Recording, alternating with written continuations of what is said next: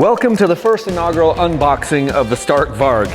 Probably a lot of you are wondering how, Nate, why, how, whatever it is, why I've got a Stark Varg, because I said in that other video, I'm not buying it, because they had asked me to pay for the entire thing before it was assembled. Well, hold on. Check that out. That, my friends, is a Stark Varg. But I had a guy email me just the other day and say, hey, look, I lost my job and my Stark is here at this dealer here in Utah and I don't want to buy it anymore. Do you want to buy it? And I'm like, okay, well, I had ordered a red one. This is a gray one. And I had ordered the 18-inch rear wheel. This is an 18-inch rear wheel. And I had ordered it with the foot brake. This doesn't have the foot brake, but notwithstanding, I was like, okay, I'll do that. So then I was able to go down and write a check and get the bike. Now, check that out. I'm gonna pull you guys in here a little bit closer so you can see this. So at the dealer, we went through and did the transfer of ownership up here in the phone to my login, because the whole bike was already, I guess, registered to him. But now we registered it to me. So this is what it looks like here in the crate. I probably should have literally had the dealer put it together because it was a pain in the behind getting out of the back of my truck. But here's what we have. So we've got handlebars that I'm gonna put on this thing. And yeah, I mean, I've gotten other bikes in the crate before. And it's kind of fun. But every time I do it, I'm like, Kyle, why did you do that? So I'm gonna be doing a lot of other content on this bike, obviously, but we've got the charger that is integrated into the stand. And it's gonna be a slow charge from what I have understood, unless I can kind of get an adapter for my wall. I've got a dryer outlet over here, right behind that monitor. And I might be able to convert that thing so that I can charge this thing a little bit faster. Yeah, this is it. So let me get the rest of these boxes off here. One sec. So yeah, they don't have everything figured out yet. This is the 80 horsepower one as well. I'm just gonna tear this thing down. So do we need 80 horsepower? Absolutely not. I don't think anyone even needs the power of a 450 454 stroke. This has significantly more power than that. And yes, it's a motocross bike.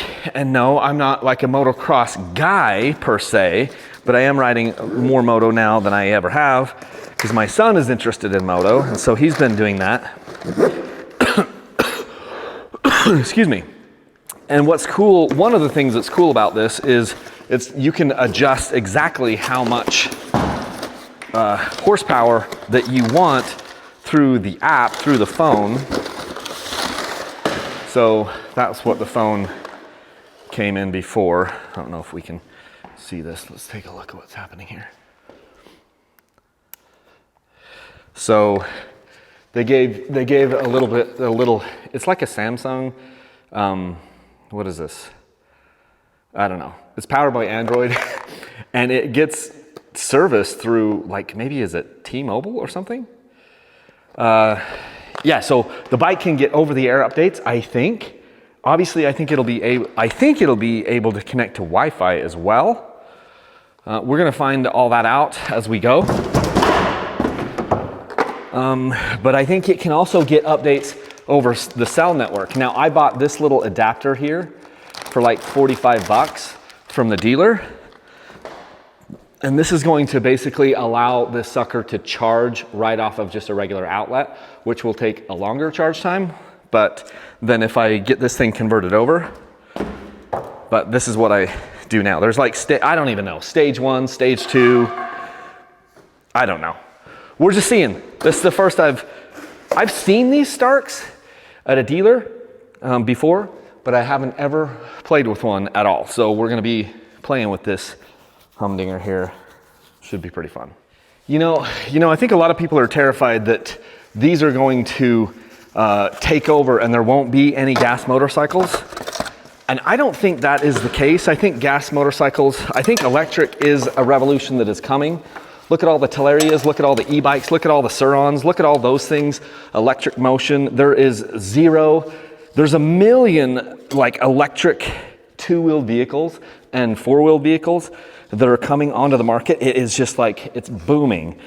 And is this gonna replace dirt bikes? I like replace gas dirt bikes. I don't really think so, but I don't know what's coming. I just know there's been lots and lots of money and effort and energy put into this. And from what I've heard, it is literally the best electric dirt bike that has ever been produced. And so, is it something that I can just turn a blind eye to and not look at and not review? I don't think it is. I think I have to, as this thing that I've created, Dirt Bike Channel, I think I have to embrace that and just look at it and talk about it, you know? And so, interestingly enough, this whole thing happened in a very short amount of time. Like I found out about this less than 24 hours ago, and here now I have it because the gentleman just emailed me. And because the bike is so different, I found myself more excited to go pick this bike up today than I have been excited to pick up a lot of bikes here in recent memory, and it's because it's so different than anything else that I've had. So is this gonna replace my KTM two-strokes or Beta two-strokes or whatever? No, I don't think that's what this is. But does this give us more options and more things to purchase and more things to ride as a consumer in the dirt bike market? Yes, it does. And I've seen other people talking about this bike that I really respect that are like, holy shizballs, this thing's amazing. Now, there's obviously gonna be some problems. There are some problems. I don't like the fact that it doesn't have a clutch. I hate that. I want a dirt bike with a clutch for various reasons. I would like to have a hot swappable battery because I don't want to go to a place where it's just like you've got 500 generators going to charge 500 bikes, because that's the thing. If you take this bike to the track, if a bunch of people started riding these bikes at the track, you'd have 100 generators at the track charging these dang things up. And it's less efficient to charge that with a gas generator than it is to just run gas through a gas dirt bike. Notwithstanding that, this bike is here and I want to try it. So I don't know what's happening with everything in our industry, but I just know when something is as big as this, I just don't think I can ignore it. I have an Electric Motion Escape R bike over there, and it's honestly been pretty cool. It doesn't replace any of my two-strokes, but it's a bike that the boys, because it's quiet, the boys have ridden around like in my backyard and different places behind my house and been able to screw around with that in ways that they never could do with a gas motorcycle. I don't know. I know there's other challenges that go along with this, like where can you ride, where can't you ride, all this other stuff, and I don't have all the answers. But what I do know is that these electric machines are changing the way that we look at motorcycles. And I don't think that can be denied. The stand the charger gets built into the stand here. But anyway, so it's a complicated issue to be like, and I know there are some guys that are like, if I've literally had people say to me in direct messages and emails and stuff, they're like, hey, if you review a Stark Varg, I'm unsubscribing to your channel. If you start doing electric bikes, I'm gone, like F you. And I'm just like, my job, the way that I see it, is to try things in the motorcycle industry that interest me. I don't do like adventure bikes because that doesn't interest me. But a race competitive, like motocross bike that is electric, this does interest me.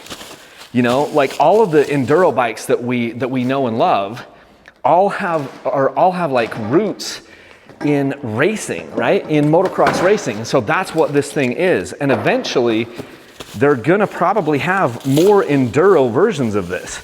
But even if they don't have like full-on enduro versions of this, I still love motorcycles, and I'm riding moto a little bit now anyway. And so this bike is stinking cool. It's like the infusion of technology and different things. Yeah, and there will be parts about this that I'm really gonna harp on. This is obviously not a review. This is just me unboxing the thing. And so there's gonna be a ton of crap that is gonna be said always. I've seen a couple of people do their little like ride reviews on these things. None of them have been like off-road enduro guys. I haven't watched any of that stuff, but I've seen some things like, you know, from the moto world, people talking about this bike, and I've seen how impressed they are. And so I'm just like, dang, I gotta look at that. Like that's got to be, it can't really just be ignored. And I guess that's my point is, if I were to just, as the guy that I've been, who's had all these different motorcycles, I feel like I can't ignore the Stark Varg anymore. Like I was gonna try to ignore it when it first came out, but I had so many people email me saying, Kyle, you gotta get that bike. And so I ordered one. You saw that video. If you haven't seen it, you should go see it. The one I actually ordered was supposed to be red, but the dealer wanted me to pay full price for it to even get it before it was gonna be assembled and all this stuff. I don't know, it was just a weird thing. But this bike did come, and then I was able to it wasn't my bike, it was somebody else's bike. And then we just transferred ownership. So I did pay full price for this thing. It was freaking expensive. With tax and everything, I wrote like it was like $15,661 bucks or something like that. So it is the most money I've ever spent on a dirt bike.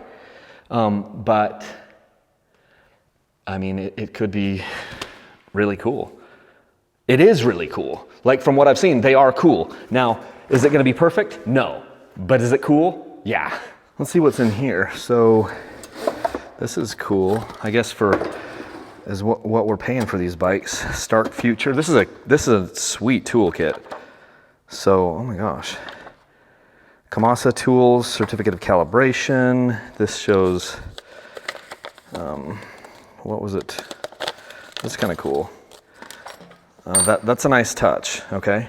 That's a cool little thing.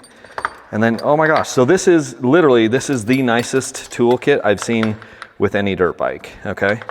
So pretty cool. You got a 10, you got two 10s because they know that people lose these. So you got two 10s, that's pretty funny. And then we've got, looks like a spoke wrench right here. This is a cool torque wrench. There's a 13. I don't know where all this stuff goes because it all kind of fell out. That probably goes in there. We've got a Torx bit. There's another Torx bit there. I don't know where all this stuff goes because there's not a spot for it all. Here's an 8mm. Who knows where the heck all this stuff goes? Maybe that goes in there. But look, torque wrench in here. That's pretty cool, man.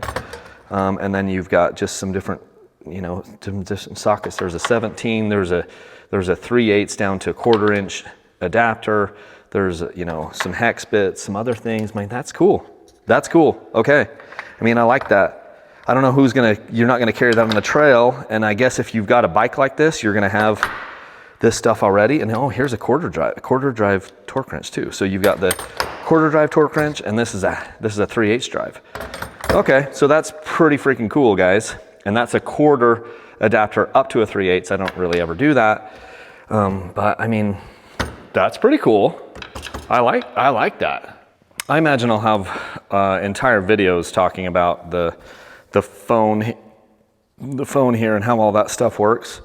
Because this doesn't actually even connect in. This is just sitting here. I think it just connects via Bluetooth. So, from what I've been told by the dealer, you don't need your Stark Future Android phone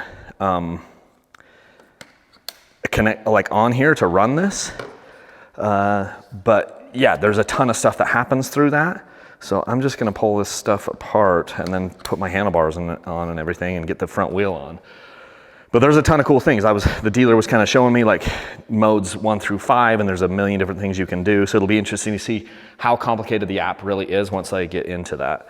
But just wanted to show you how that works. And then it does charge. It must charge wirelessly because they said that the bike will charge the actual phone.